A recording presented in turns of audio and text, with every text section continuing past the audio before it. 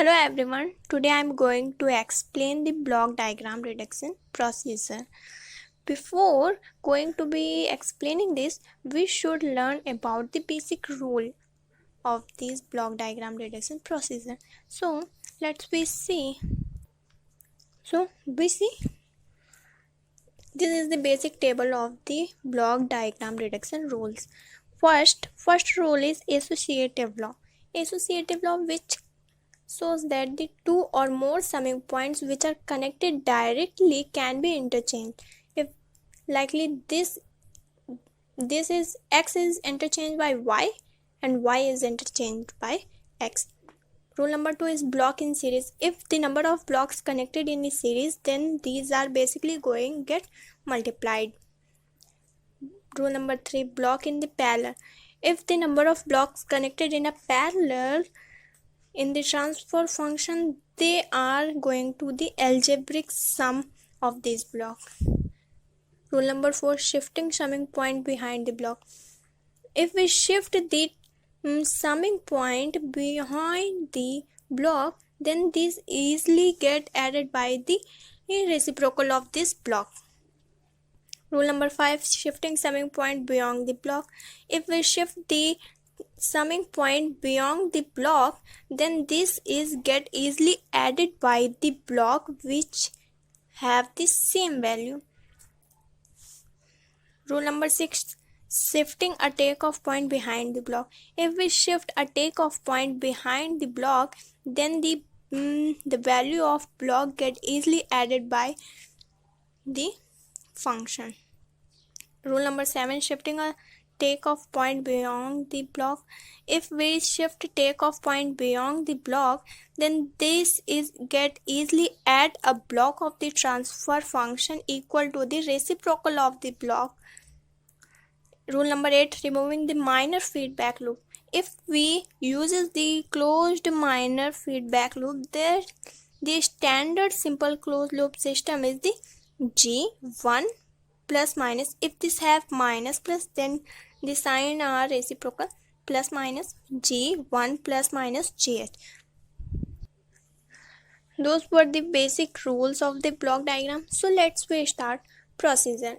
In step firstly we reduce the block diagram connected in series. If the number of blocks connected in series in transfer function, so firstly we reduces the series connected blocks. In step 2, reduce the block connected in parallel. If the number of blocks connected in a parallel, so after the series we reduce the parallel blocks from the block diagram. In step 3, reduce the minor internal feedback loop. Likely this minor internal feedback loop is after the series or parallel are connected, so in the third number we resolve these minor loops. In step 4, as far as possible try to shift takeoff point toward right and summing point toward left. So which means जितना ज़्यादा possible हो सके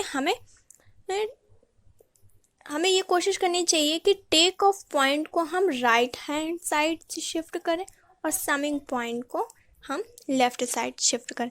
सो let's we start the question. Determine the transfer function of this system. This is the basic block diagram which we have to reduct it. So firstly we are going according with the procedure. In step first we should reduce the series connected block. So हमने देखा कि ये block series connected है. सो सबसे पहले हमें इन्हें reduce करना है. और सीरीज कनेक्टेड को कैसे रिड्यूस करते थे, हमने रूल्स में पढ़ा हुआ था कि these blocks are get easily multiplied. So G1 is multiplied to G4, which is directly we reduces these series connected blocks which are going to reduced by this G1 and G4. So in number second step में जब हम आते हैं तो देखते हैं कि हमें पैरेलल कनेक्टेड ब्लॉक्स को रिड्यूस करना है. हमने देखा कि ये दो ब्लॉक्स हमारे जो है पैरेलल में कनेक्ट है. After the reduction of the series we are going to reduct it in these two blocks which are connected in the parallel. So हमने पढ़ा था रूल्स में पैरेलल कैसे कनेक्ट होते हैं। अगर पैरेलल कनेक्टेड होंगे तो क्या करेंगे, पैरेलल कनेक्ट होंगे तो हम इसे एल्जेब्रिक सम कर देंगे, which is according to this sign, sign हमारा पॉजिटिव दिया हुआ है इसलिए G2 + G3 ये हमारा डायरेक्टली एल्जेब्रिक सम हो गया रूल्स के अकॉर्डिंग। ये सब आपको रूल्स पहले तैयार करने होंगे, उसके बाद ही ये आपको समझ में आएगा। सेकंड थर्ड स्टेप, जब हमने फर्स्ट को फॉलो कर लिया, सेकंड फॉलो कर लिया, this is going to be redacted. In the third step we are going to reduce this basic block, लिखा है ना, reduce the minor internal feedback loop. This is the minor internal feedback loop. यहाँ पे हमारा positive sign दिया हुआ है, okay. और हमने पढ़ा था रूल्स में कि माइनर इंटरनल लूप को कैसे रिड्यूस करते हैं, उसका फॉर्मूला क्या होता है। उसका बेसिक फॉर्मूला था G/1 - GH। और यहाँ पर हमारा जो भी दिया हो G1 G2, अगर 1 दिया है तो G1 जो भी दिया होगा उसके अकॉर्डिंग। तो हमारा यहाँ पर ये पूरा एक कंप्लीट G है, ये पूरा एक फीडबैक हमारा H है। So if we reduce this blocks according to this formula या दिस रूल, सेकेंड स्टेप में हम इसे रिड्यूस करेंगे तो क्या हो जाए, ये पूरा एक G है तो G1 G4 1 माइनस ये पूरा G था G1 G4 H1 get also easily multiplied. Next this is going to be reducted in this form and after this G2 and G3 is same to same, ये हो गया। उसके बाद आता है स्टेप थर्ड। स्टेप थर्ड में हमारा वो ब्लॉक रिड्यूस हो गया था, उसके बाद ये जो हम देख रहे हैं ये दोनों आपस में अब सीरीज में कनेक्टेड हो गए। तो हमें ये सब को छोड़ के सबसे पहला स्टेप फॉलो करना है जो कि है सीरीज में कनेक्टेड है। सबसे पहले हमें सीरीज को रिड्यूस करना चाहिए। और सीरीज रिडक्शन कैसे होता है, get easily multiplication. So this whole block get multiplied by this whole block easily, simply. G1 G4 1 minus G1 G4 H1 or G2 plus G3 get easily multiplied. This point denoted the multiplication. So this is now reduced in the minor internal loop. इस loop को कैसे reduce करते हैं, same formula G/1 minus GH। यहाँ पे positive sign था हमारा तो यहाँ पे हमारा निगेटिव हो गया, ठीक। अब G हमारा ये पूरा ब्लॉक हमारा G है, ये पूरा ब्लॉक हमारा G है तो इसके अकॉर्डिंग हम करेंगे तो ये पूरा ब्लॉक हमारा G हो गया 1 माइनस GH। H क्या है हमारे पास H2, यहाँ पे बड़ा सा H2, ओके।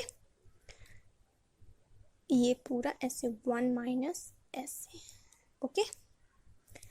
ये पूरा G था तो ये पूरा G 1 माइनस G और ये H2। सिंपली अब इसका ट्रांसफर फंक्शन क्या आ जाएगा, इजली इसे रिड्यूस कर लो।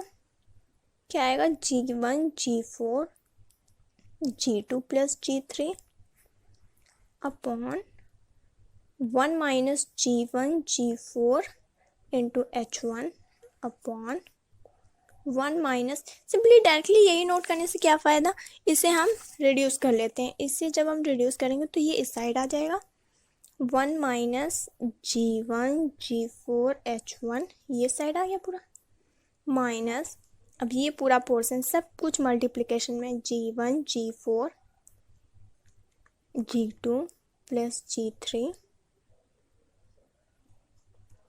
ये वाला तो मल्टीप्लाई हो चुका है इंटू H2 और इसके अपॉन में हमारा क्या था 1 minus G1 G4 H1।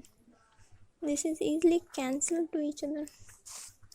So transfer function we get is G1 G4 G2 plus G3 upon 1 minus G1 G4 H1 minus G1 G4 G2 plus minus G1 G4 G3 इस पूरे के में H2 मल्टीप्लिकेशन, या directly simply इसमें H2 का multiply कर दो। बस ये हमारा आंसर हो गया, ये हमारा ट्रांसफर फंक्शन हो गया। इस ब्लॉक को रिड्यूस करने के बाद हमारा ट्रांसफर फंक्शन क्या मिला, ये पूरा। This is simply easily the answer और the transfer function. Okay, I hope guys you will learn from this basic idea of the block diagram reduction. So if you have any query, then you can write your queries in the comment section.